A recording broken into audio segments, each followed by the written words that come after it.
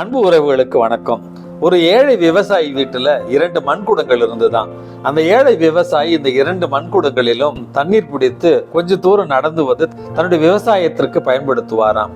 இப்படி பல நாட்கள் கடந்த பிறகு அந்த 2 மண் பாத்திரங்களில ஒரு மண் பாத்திரம் கொஞ்சம் ஓட்டையாகி விட்டது. ஆகவே வருகிற வழியெல்லாம் அது தண்ணீர் சிந்தி கொண்டே வருமா. ஒரு நாள் அந்த உடைந்த மண் பாத்திரம் அந்த விவசாயி இடத்துல, ஐயா, 2 மண் பாத்திரத்திலும் தண்ணீர் நிரப்புகிறீர்கள், ஆனால் நான் உடைந்து போய்விட்டேன், என்னால் உங்களுக்கு முழுமையாக தண்ணீரை கொண்டு வந்து சேர்க்க முடியவில்லை, எனக்கு பதிலாக வேறு பாத்திரத்தை நீங்க மாற்றிக்கொள்ளலாம் அல்லவா அப்படி என்று கேட்டதான். அந்த விவசாயி, நான் பார்த்து கொள்கிறேன் அப்படி என்று சொல்லி 2 மாதங்கள் கழித்து அந்த விவசாயி அந்த உடைந்த மண் பாத்திரத்திட்ட சொன்னாராம், இன்றைக்கு மட்டும் கொஞ்சம் தலையை குனிந்து நீ வருகிற பாதையை கொஞ்சம் பார்த்து கொண்டு வா அப்படின்னு சொன்னாராம்.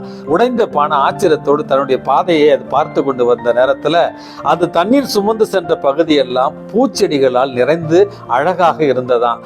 அப்பொழுதுதான் அந்த விவசாயி சொன்னாராம், நீ உடைந்த பானை என்று எனக்கு தெரியும், ஆனாலும் நீர் தண்ணீர் சிந்தி வருகிற பாதைகளில கொஞ்சம் பூச்செடிகளை நான் நட்டு வைத்தேன், உன்னுடைய உடைந்த பாத்திரத்திலிருந்து விழுந்த தண்ணீர்கள் தான் இன்றைக்கு பூச்செடிகளாக மாறி இருக்கிறது அப்படின்னு சொல்லி, நீ உடைந்த பானை என்று எனக்கு தெரியும், உன்னை எப்படி நிறைவாக பயன்படுத்துவது என்றும் எனக்கு தெரியும் அப்படி என்று உடைந்த பானை கிட்ட சொன்னாராம். அன்பு மிக்கவர்களே, மனிதர்களுடைய பார்வையில நீங்களும் நானும் புரோக்கன் பாட், உடைந்த பானைகள் தான், தரமற்றவர்கள் தான், விமர்சனத்துக்கு உள்ளாக்கப்படுபவர்கள் தான். ஆனால் இந்த உடைந்த பானையை எப்படி நறுமணம் வீசும் மலர்களை உருவாக்க வேண்டும் என்று கடவுளுக்கு தெரியும்.